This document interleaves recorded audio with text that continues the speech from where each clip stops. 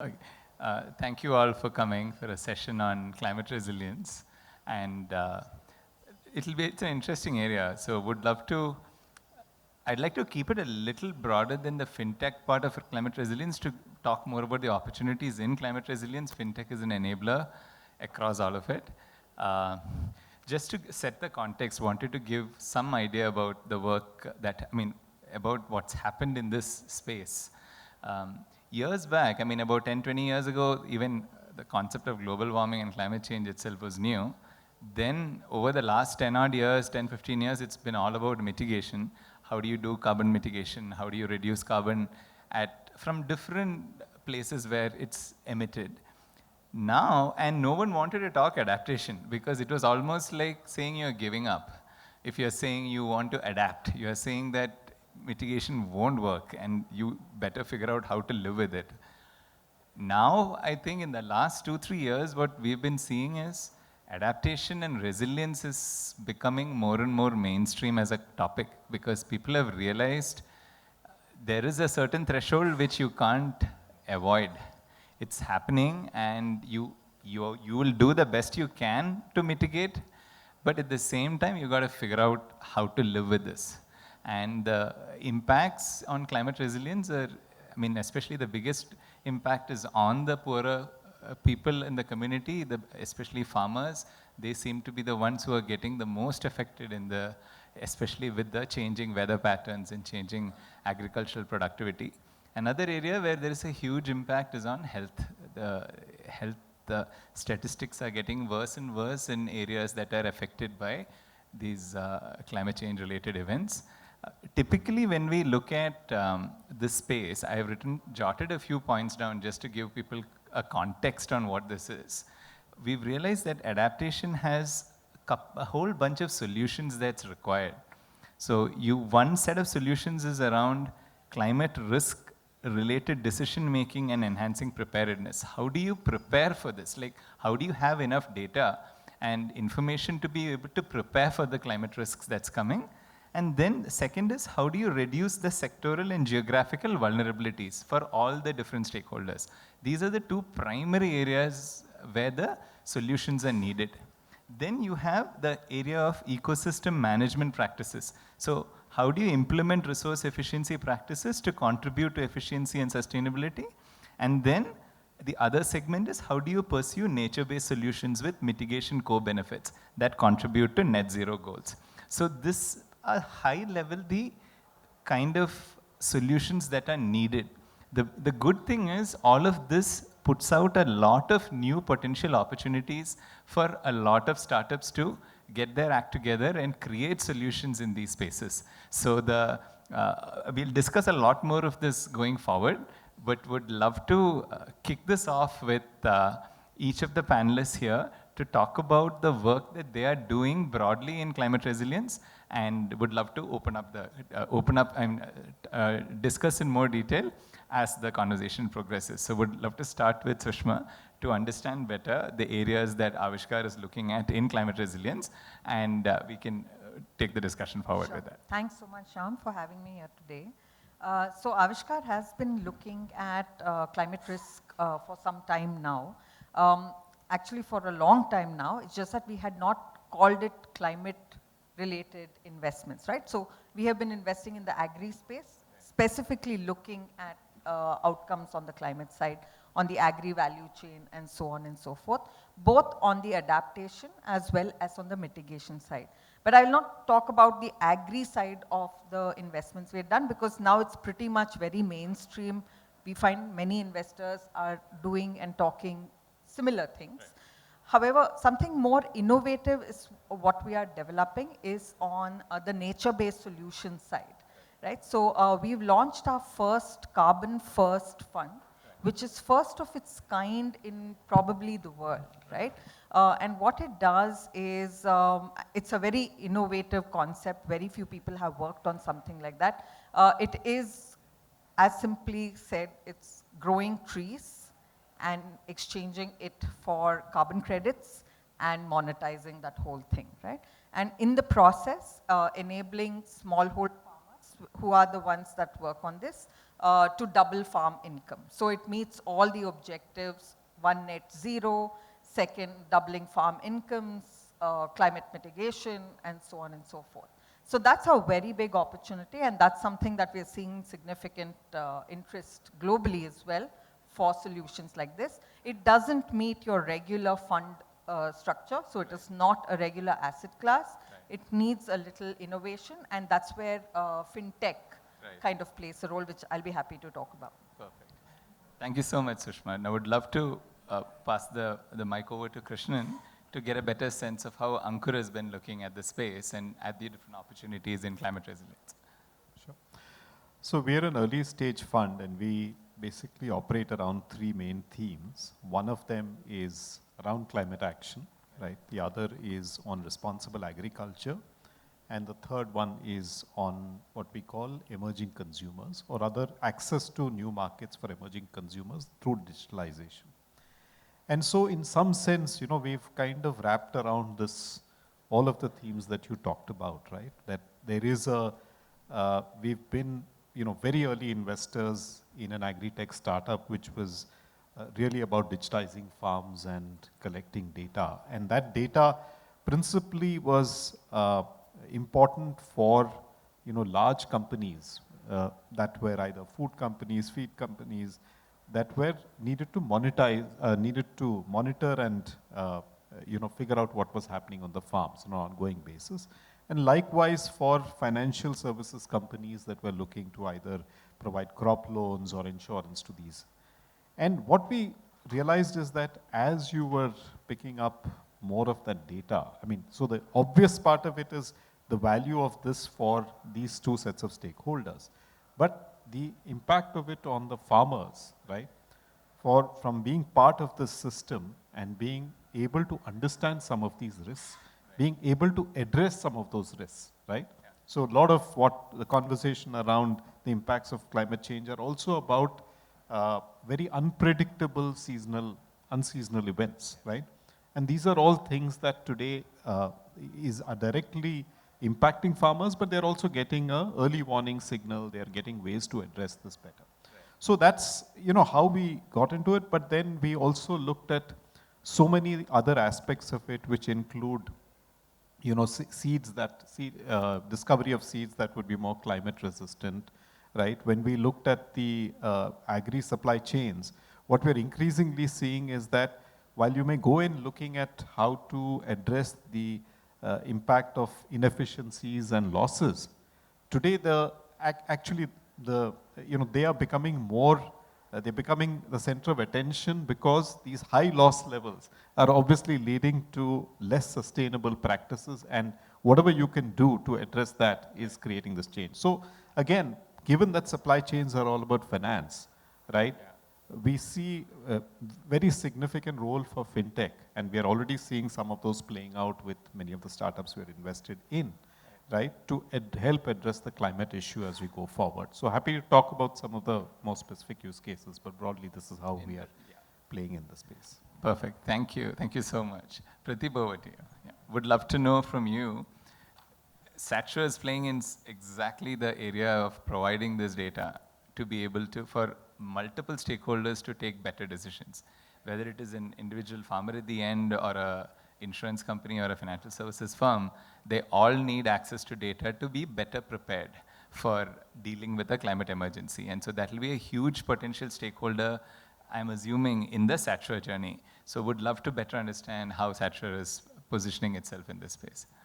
Yeah, thanks. Actually, we have been very much working in the space with some of the top banks and insurance companies.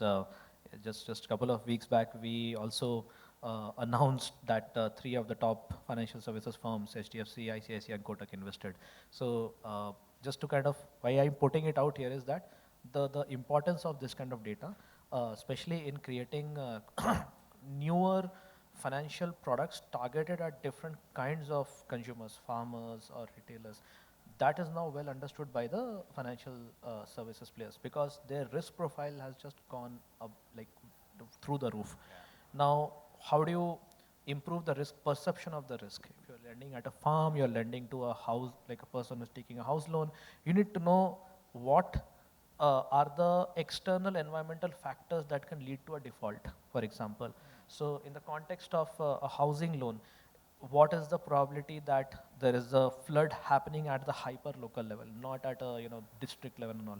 What is the probability that there will be a landslide? There may be something. So these are the kind of all these, the frequency of such events have increased, and that is impacting their P&L. And it is definitely a very interesting time that the talk of climate resiliency and adaptation has finally gone to the corners which control the capital flows. And I think all change Shows how serious it's getting. That's how serious it's getting. And I would like to kind of also broadly say that beyond the farm sector, also where the human impact is so much higher, the financial impact in non-farm sector like utilities, etc., is extremely high. So we work in the transmission line, power distribution, and all these sectors as well.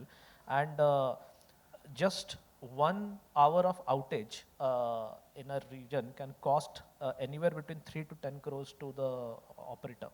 And that could be because a tree fell on the power lines because of heavy winds. So being able to predict these events, not just diagnose it, and be able to take actions, decisions, that's where I think the data comes in. I'll stop here. I'll be happy to explain more on this. Perfect.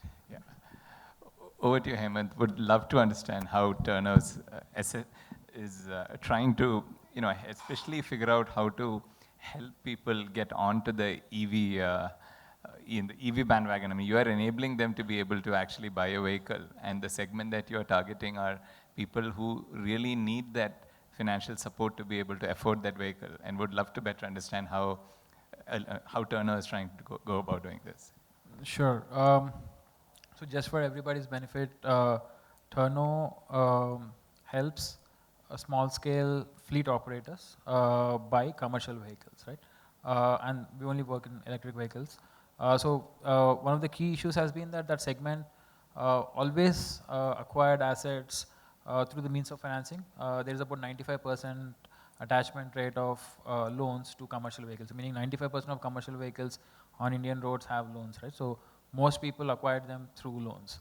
Obviously, because there isn't enough excess capital lying around in that ecosystem, and they need access to capital to purchase these vehicles. Often the vehicle is also a key source of income or a key cost input in that business that the owner of that vehicle is running. Traditionally, obviously, there have been large companies who have been funding that market. We all know the names.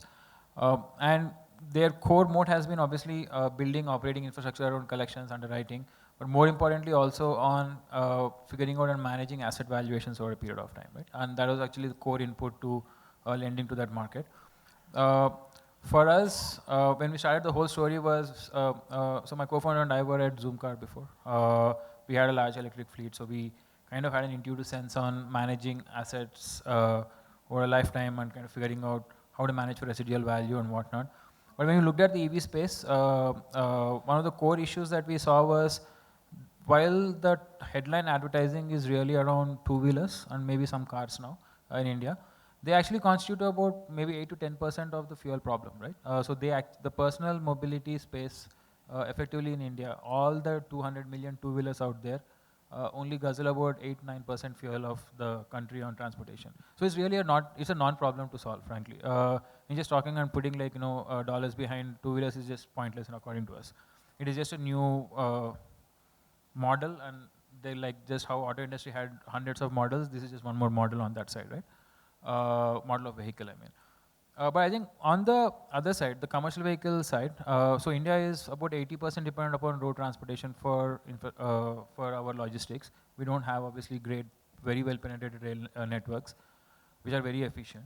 But assuming that even some efficiencies come in, majority of our fuel spend actually happens on that segment as a country, right? So if you really think through solving for that segment, at least for us, made a lot of sense. And solving for that segment also meant that now business models have to be very tailored to that segment, and you just can't transport business models from the old ICE platforms to EV platforms. So what we do is we help these, think of them as small truck operators, could be individual, could have a small fleet of trucks. We help them buy EVs. Now today, only trucks that are available in the market which are legit are 500 to 1 ton carrying, goods carrying trucks, which are mainly for intra-city mobility, right?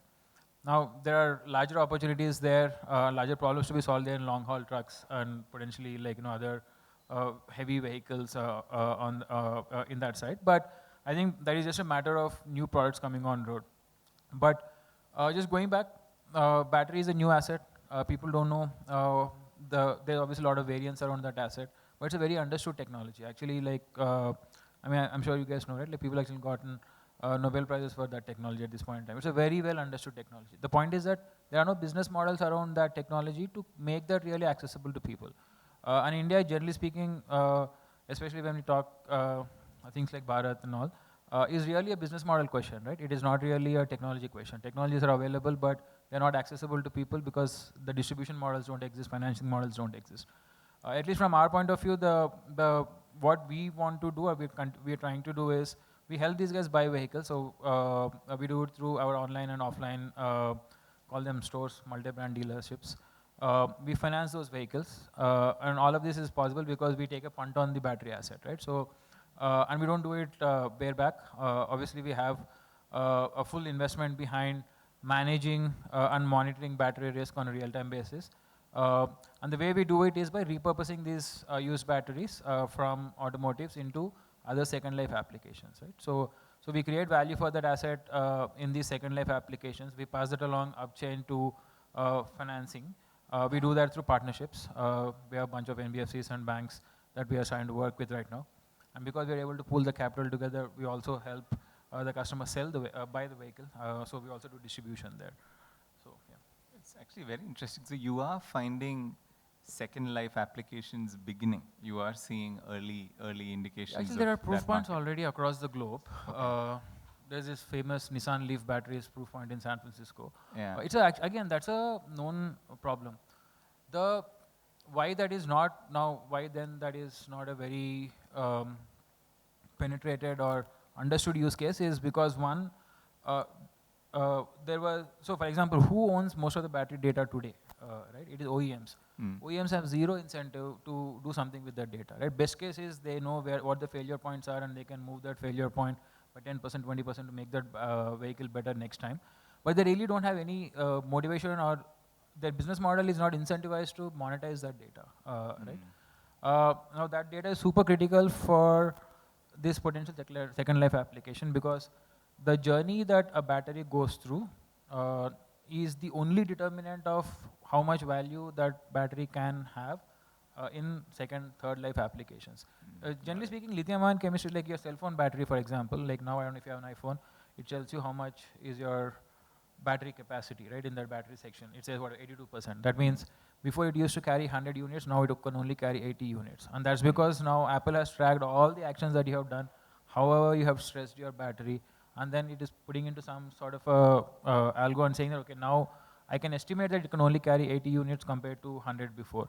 Without that, now Hemant can't just come and buy your phone. Let's say now Apple did not give me that. Hemant can still buy that phone, but I don't know how much the battery is worth. I have to literally go through 10 or 20 days of usage to know that, hey, these guys are saying 16 hours of battery life, but these guys are I'm only getting 10 hours. Right. That is experiential, right? And that's also very expensive. So the trades become very inefficient. Because that data never existed, because no business models existed who had motivation to actually utilize and monetize that data, that side of the business and applications have not necessarily taken off that well, right? But the biggest application for that is renewable energies in India. So in India, there are 99 out of 100 solar power plants who don't have battery storage, right? Because promoters can't afford it, the IRAs just don't allow for that. And that's because the new battery costs are just prohibitively expensive. So this is one of the perfect applications for used second batteries, life. right? Okay. Yeah. I mean, there are like multiple other applications, but just high level, that's one of the applications. Very good. So the fact that you can bring that into the equation is enabling you to also drop the price for the initial. Yeah, it just systemically you can just bring the risk down for all the players, right? For the customer, for the OEM, for the lender, Got it. for everybody. Very, very interesting. Very good hook you managed to find to bring that prices down and enable the adoption of the Yeah, EVs. no, just very early days, obviously, for it. Right. We'll see. Would love to, yeah, So go ahead. I would Krishnan. suggest Yeah, that you look into off-grid energy, which is one of our portfolio of course, companies, yeah, right? yeah. Which is absolutely trying to address that issue, looking at different battery chemistries, zinc gel batteries. And I mean, I think like you said, there's a whole lot of, you know, not concerns really, but obviously things that we'll have to think about with lithium ion, just from a cost, from a recycling and all of those perspectives. And in any case, from a storage perspective, it's not market Actually, is the not being served. recycling is different and refurbishing is different. Refurbishing is a slightly manpower intensive, less capital intensive business. Recycling is basically manufacturing economics. Right? I would set up a manufacturing plant to recycle a battery. And they're two different businesses. Markets are also very different for them. But obviously, point well noted on where this goes in is still, it's a very early market, right? But I think we are starting to see enough not just interest, but actually willingness from very large promoters to invest. I mean, I can just put a battery and like a solar power plant and just like blow up, right? But like people are willing to take that fund because they see the broader, I mean, they see like a lot of value in how that can actually change their economics. Fundamentally, I mean, that's a huge one that today for 4 hours, every solar power plant just buys from grid. Literally, that is one of the biggest demand sources for coal power plants, right? Solar power plants. They buy from 4 to 8 at the peak time. They buy from the grid because Right. they have to still, government mandates you to actually supply during that time. But you don't store energy. If you stored, you had actually supplied from your own plant. Got So I it. think there are different angles. Obviously, all of those business models will emerge, but they're just high level construct It's on still how early that can be days, solved. but good to see work happening in that space. Just changing gears, would love to come to Sushma to understand. Avishkar is one of the earliest impact investors in the country, and you've had so many investments over the decades, right? Have you seen maybe the initial businesses that would have been funded get impacted because of, in terms of climate change? Has it impacted predictability of what they did? Especially you had so many businesses, especially in the agri value chain. How has it changed over time? Big time. Big time? Big So would time love to change, understand that. Yeah. Right? And even for us, it was such a learning experience, right? Like, of course, we used to read about climate change and we used to hear Al Gore speak about it, and it only hit us when it hit our businesses, right? And for example, Avishkar has significant investment interests in microfinance businesses, right? And microfinance, that to rural microfinance in a lot of low-income states, including coastal states like West Bengal, Assam, Orissa, right? And in the last 6 to 7 years, the frequency of floods, drought, and repeatedly happening and repeatedly impacting the livelihoods of these communities has taken a toll on any micro lender, right? And hence even he was mentioning lenders, and the whole value chain of the capital that flows in. And climate risk mitigation becomes so important even for these businesses to predict what is the likelihood of something like this happening. How do you design a product? No one is saying do not lend to these segments or do not lend to these geographies. But they're saying, do we need to price the risk better? Can we use satellite data, as Pradeep was saying, that to predict this better, to say, okay, this is the period in which these events happen. So do we need to give them a moratorium for some time before the loan starts kicking in? Insurance, do we need to bring in some kind of insurance to cover for these losses? Both livelihoods, livestock, so many kinds of losses that we have seen. Cyclones in Orissa has become like a every year story, right? Now. And every time we see a cyclone news, we send out messages to all our founders saying, boss, what are you doing about it? How much exposure do we have in these areas? So it is very real.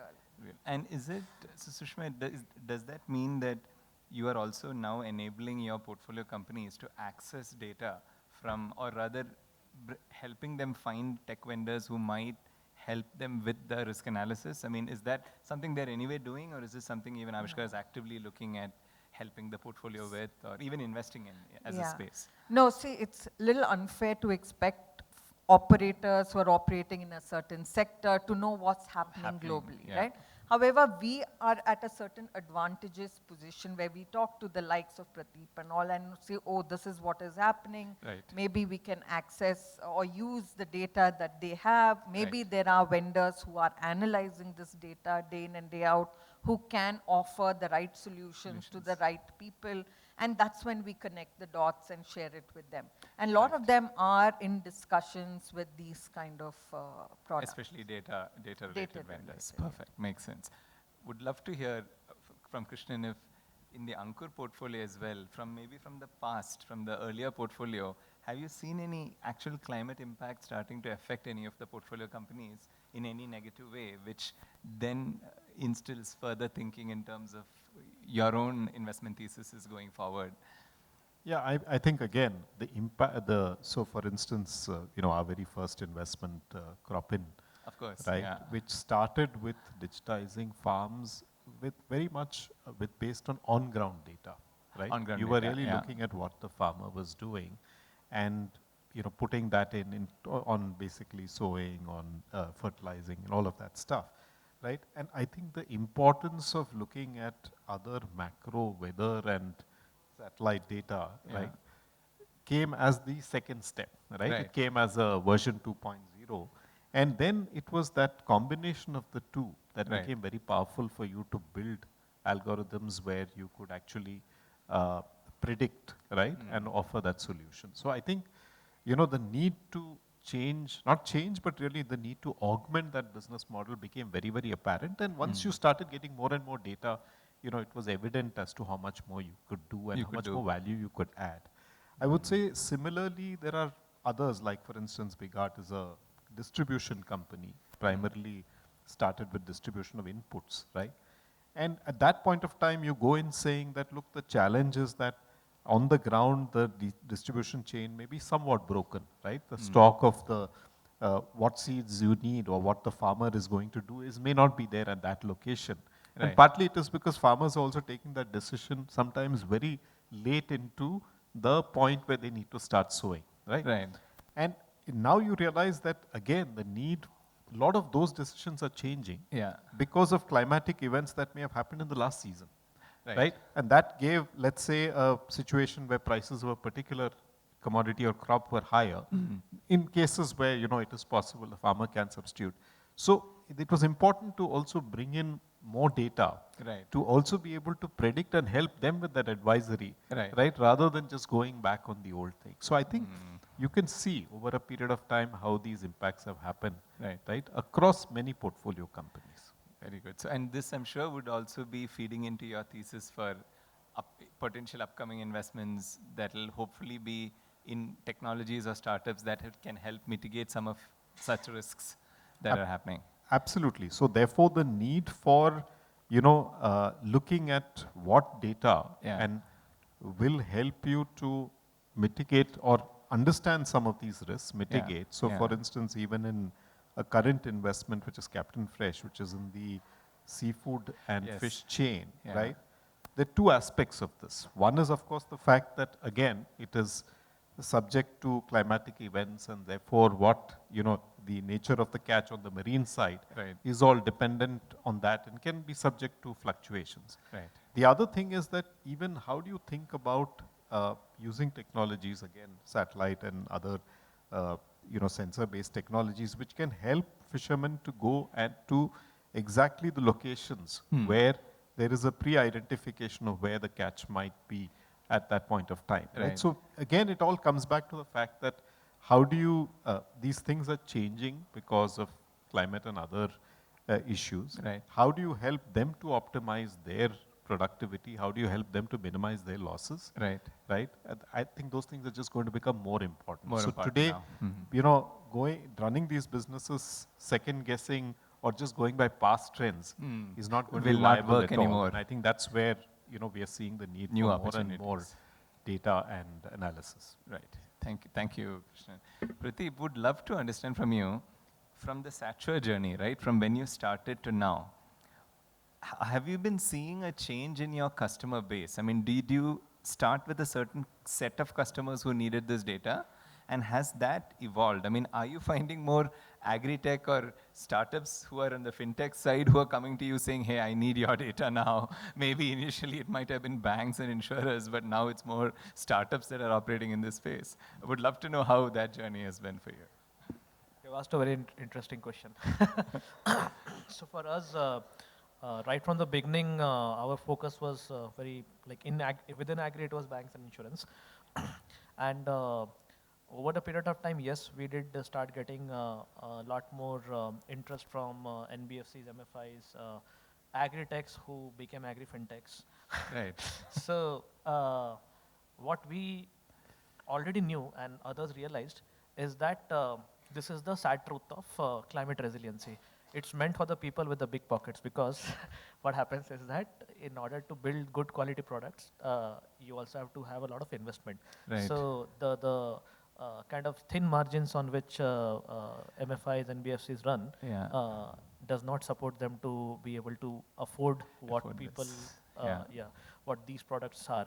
So yes, there was that shift, but I think the true democratization of data to solve climate adaptation problems and resiliency will only happen when there is more amount of government funding. And I think that is the core stuff which people don't speak about. Everyone thinks it's a cookie cutter thing, climate research, predictive rainfall and all. If people start going deep into the trenches, they will understand what we are dealing with. Right. So you're saying the cost of that data gathering and analysis will make it not necessarily affordable for especially the smaller businesses who might actually be big beneficiaries of that data. Absolutely, that's true. And there has to be an ecosystem model where you have a lot of these coming through an aggregator. Right. Then only the volume makes sense Yeah. there, right? For example, a company like us cannot have a 10x difference in the same geography for a big bank and a small Yes, MFI. yeah, it won't work, yeah. Yeah.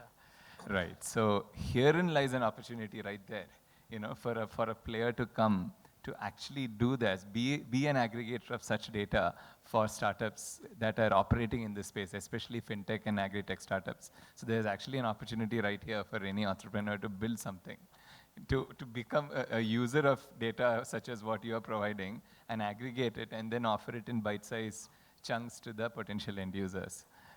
Yeah. Absolutely. I think you should assume that in 1 month some companies will already come up. Will come up in this space. Wonderful. I have a question. Why can't the big banks and insurance companies cross-subsidize it for the smaller startups to use this data?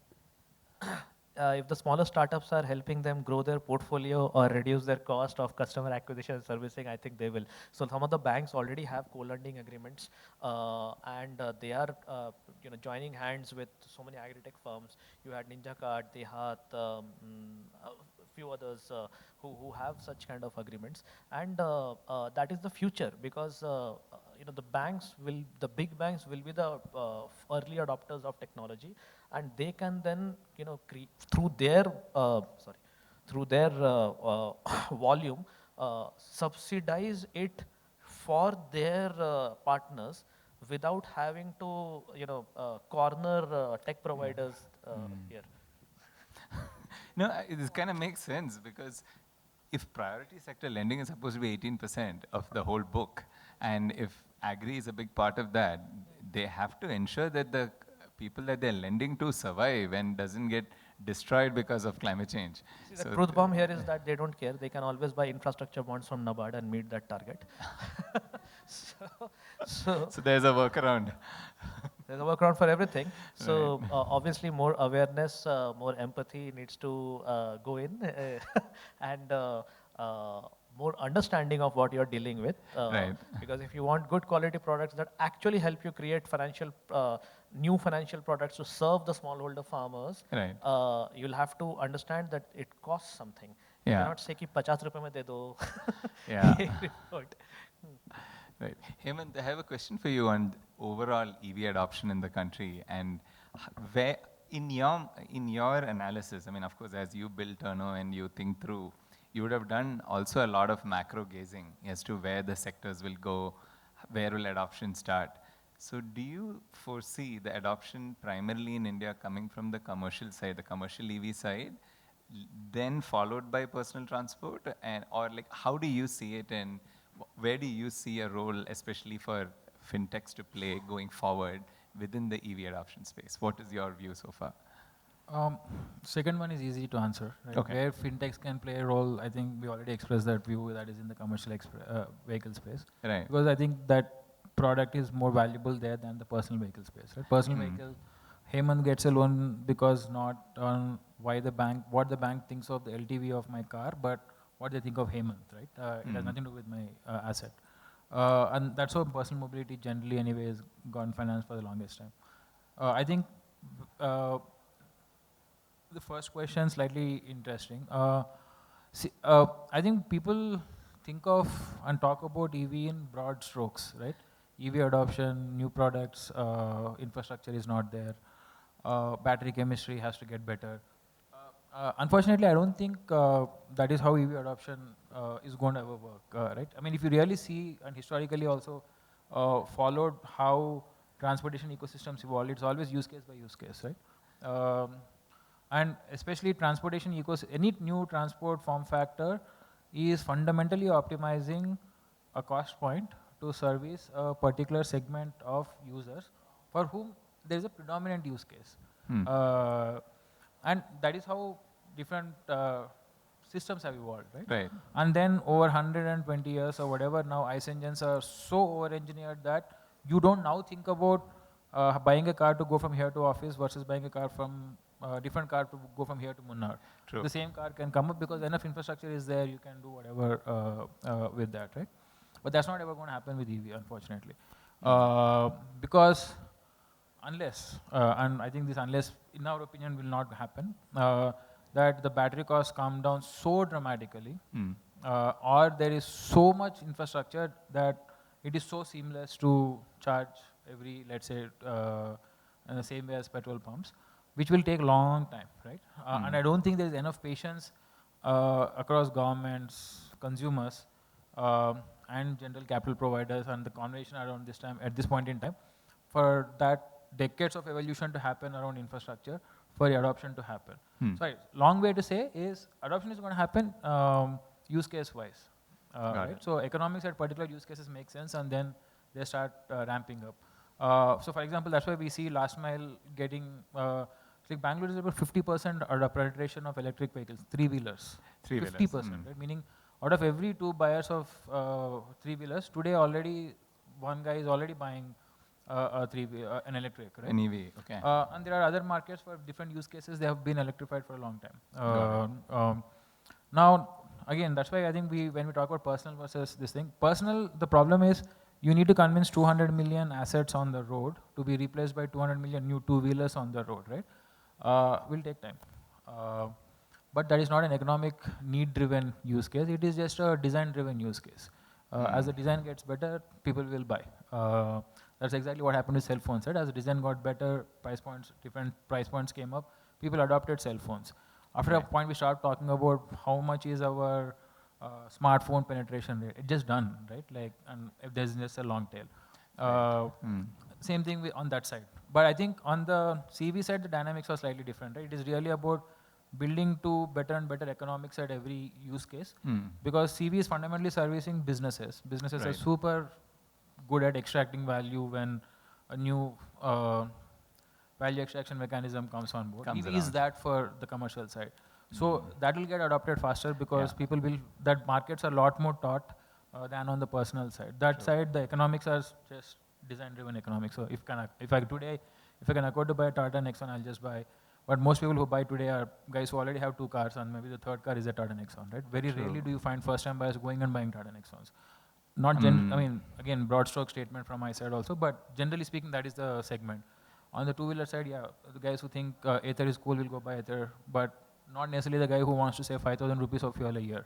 Right. That is not the use case. Right. It's a very it's different not a mindset. economics-driven decision making yet on the personal mobility side. But on the commercial side, definitely it is purely economics driven. Got it. Got it.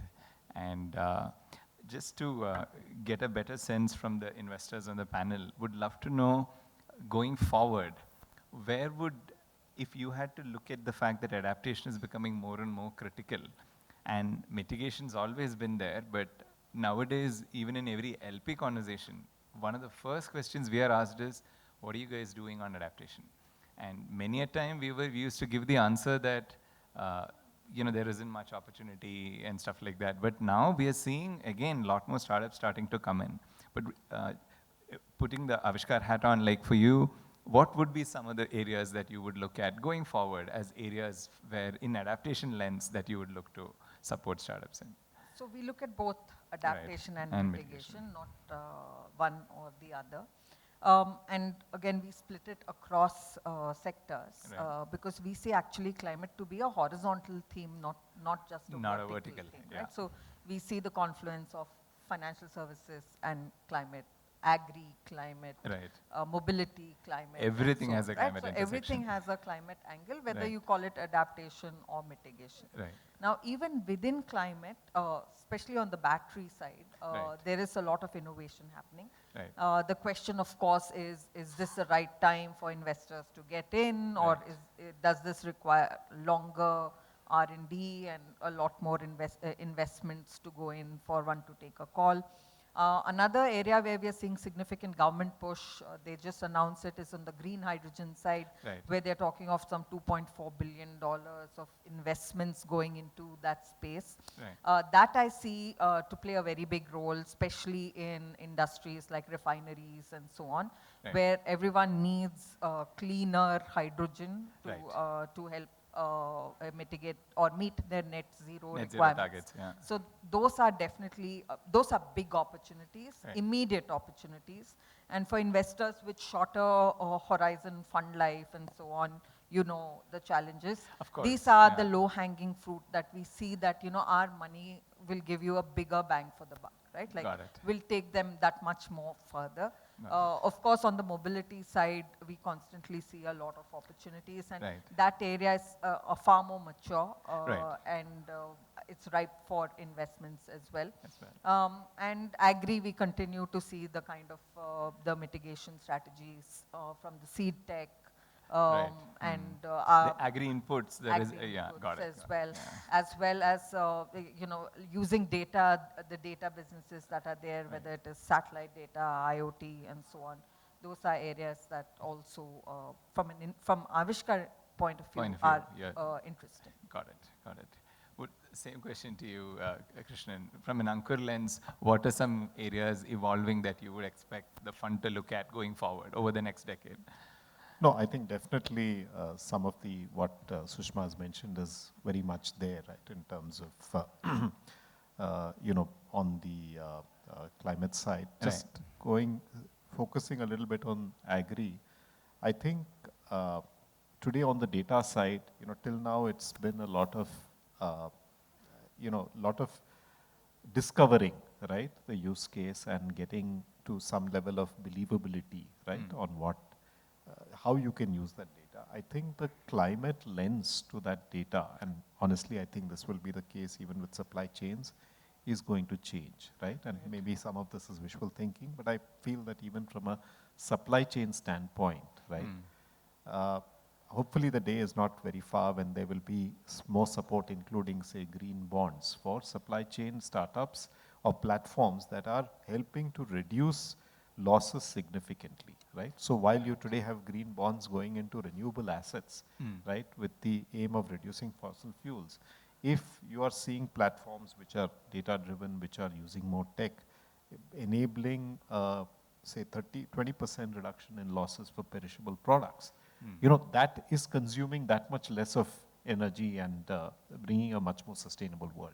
So that is an area that I think will start seeing not just interest from financiers, but hopefully it becomes like a PSL plus kind of thing at some point of time. Along with, this data giving you a credit score, hopefully it gives you a green score as well, right? So that's, I think we're seeing early signs of people looking at these from a climate perspective, but I hope to see more of that.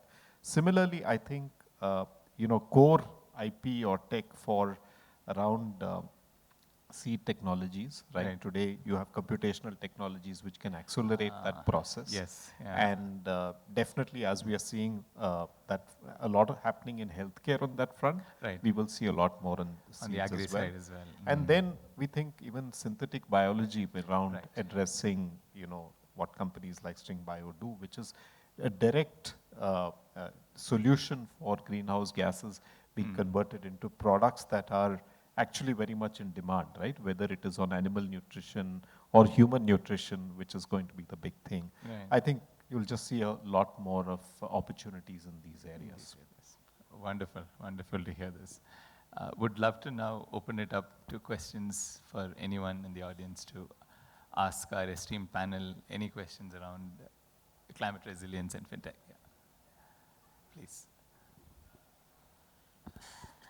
Thank you so much for sharing your thoughts. I'm curious if there's at all a gender lens that is being applied across fintech and climate and the ways that they come together. Because there's research that shows that gender is often forgotten about, and yet women who are most vulnerable are the first to receive the effects of any climate disaster. So I'm curious across data and also across investment, how you're thinking about a gender lens as you bring together fintech and climate resilience. Thank you. No, I think that's a very, very relevant question, because as I mentioned, when I said microfinance has been the most affected by climate, and 98% of microfinance customers are women beneficiaries. So clearly we are talking of women being impacted more than men, and it's not like men are not impacted, they are. See, when you look at gender as a theme, right? As I said, climate is cross-cutting across sector, and so is gender, right? It's not just a vertical. And so, like for example, financial services or fintech, if you were to overlay climate and then gender onto that, clearly a lot of products need to be designed specific to both these lenses. And currently where I sit, I have not seen too much innovation on that. It's still either or. So you see gender and fintech, you see climate and fintech. There's very little overlap that I have seen. If you have, I'll be happy to look at more of those. But gender, climate and fintech, or gender, climate and agri, very, very little of that happening yet. Yeah, if I may add to what Shushma mentioned, institutionally within financial services, yes, that is absolutely missing. But there are projects that are going on in different parts of the world, funded by World Bank, IFC, ADB, which have taken a gender lens towards financing climate resiliency in rural population. This is also actually an outcome of the success story of the SHG financing, self-help group financing in India, by the way, that showed this particular result. Like most of the beneficiaries were women.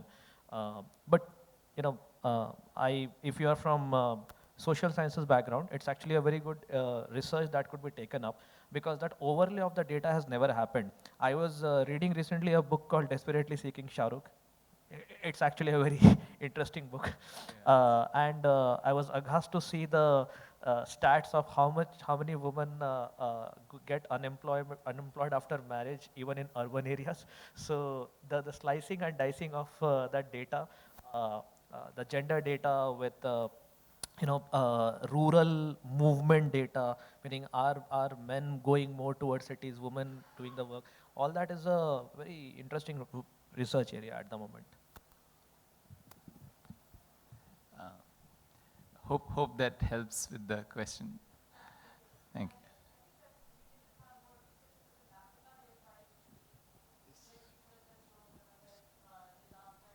Climate disasters, then there's more unsafe abortion, or when there's climate disasters, then it leads to more female genital mutilation. Right. And so across intersectionalities, as we go into socioeconomics and then gender, then those are the ones that are most vulnerable to the climate disaster. So yeah, I hope to see more of that research and then solutions in India as well. Thank you for sharing. But there is a lot more room for that, for Yeah. the work to be done on it. Yeah. Yeah, please, gentlemen in the second row. Yeah, hi. This question for Sushma and Actually, could you Krishnan. please introduce yourself? I realized last My time. name is Hiren. I'm with Sature. Ah. Today, in fact, is my first day at Sature, actually. Oh. In the last couple of months, just out of curiosity, I've spoken with probably 24 entrepreneurs in the climate space. And it's fascinating to see a lot of young people actually taking up interesting areas. But one thing which actually strongly came out, that this is not that internet economy which our VCs are kind of used to in the last 15 years. This is very different. There is also hardware element involved in a lot of the innovation which is happening. Now, great to hear what both of your funds are actually thinking from a climate point of view. But what's your take on the general VC sentiment in India today towards climate and actually supporting a lot of these startups, where the gestation period, the ROI is going to be very different than how normally it's been looked at? So do you see that sentiment coming in, or we are still waiting for somebody from outside to come in and then tell us what to do? So I'll attempt to answer this because I don't want to speak on behalf of the entire VC community. But as you rightly pointed out, funds like us have climate at its core when we look at themes, right, to build on. And so for us, we don't see climate as a fad that, oh, today's the new cool investment theme to identify and invest in. So climate tech, we believe, and we have, as I said, we have been doing it for a while, only it's become cooler today, right? And we will continue to do it. So, however, as you rightly have identified, there are certain fads in investing industry. And maybe now it's the moment of climate tech to take the forefront, and it should. There is a lot of need for innovative products to be invested in. As Pradeep mentioned, that it's easy to say it's satellite data, but it's expensive. Someone needs to bear the cost of these kind of innovations. And if VC money is coming to the forefront, then great. But then we need to have solid use cases to take them to the path to monetize them as well. So I'm saying that there are investors like even him, right? He's been working in this space for like 20, 30 years. So It's been 23 years in this space. Yeah, so there are serious investors in this space as well, and they're not going away in a hurry. Actually, one point I wanted to make is, so we ran the first seed fund for climate in the country called Infuse Ventures. One big learning was that if you want adoption in India, I mean, instead of like the pure SaaS kind of model where you make a good tech and then the SaaS solutions are typically sold in the West. In climate, if you're looking for adoption in India, and the end user segments are, say, construction industry or hospitals or hotels or any manufacturing industry, what we've realized is you can't sell a technology widget into them. It's very difficult to get adoption that way. You're much better off if you can integrate back and front and create a full solution. And in a way, if you can remove the CapEx requirement from the never-ending spiral, much better off if you can give them a solution that gives them an end utility as a service. So if you're eventually able to offer heating, cooling, compressed air, logistics, smart metering, water management, water treatment as a service, and you include your entire thing in your solution, and if you can also get it financed, and they just become off-takers of what you produce, your adoption potential in countries like India and in the region is 10x more rather than if you're trying to sell pure tech. And that calls for a different kind of mentality from the investor side when you are investing. You can't just do a regular tech VC investment. So you need a little bit longer term thinking. You need more capital to put at risk in the beginning, because your potential later stage investors may or may not come from the VC world, may actually come more from the private equity side of things, because there are assets on the ground that you need to sweat. So so we have seen adoption in India requires a different business model, not in every instance. There are cases in agri, etc., where you can have different kinds of solutions, but in especially hard to abate industrial segments, if you have as a service offering, you are probably better positioned in terms of a potential offtake. I mean, this is some learnings from our past decade and a half doing this. Yeah, I would just add that, there are sort of two buckets in this, right? There are those which are regular businesses which have proven to be more vulnerable, and that's where that whole agri space comes in. And obviously there are different levels of vulnerability there. And I think the view we take is that some of these are going to get that push, right? Whether it is about more efficient supply chains or other mitigation measures, because the problem is very apparent, right? And so that there is a stronger business case to be had. In some other cases where I think there is a lack of clarity or understanding, see, climate is a very large problem, right? There is a little bit of cynicism, skepticism about adoption because the lack of clarity on whether it is a policy push, right? Or a genuine need-based adoption from a very strong product. So I think the picture, to be honest, is more encouraging, and there is one path which is probably on a faster path, but it is still a little mixed so I think even when it comes to LPs, LPs into our funds, that's what you also see. There is one set who are probably more evolved in their thinking and will sort of listen to you, versus the other set which is, seeing it as that tag or the fad, but kind of skeptical at some level. So that's what I would comment. Shyam, we'll have to pause it here in interest of time. Sure. Thank you so much for the wonderful panel. Thank you so much for spending time on a Friday afternoon. And thank you so much for the audience for attending this session.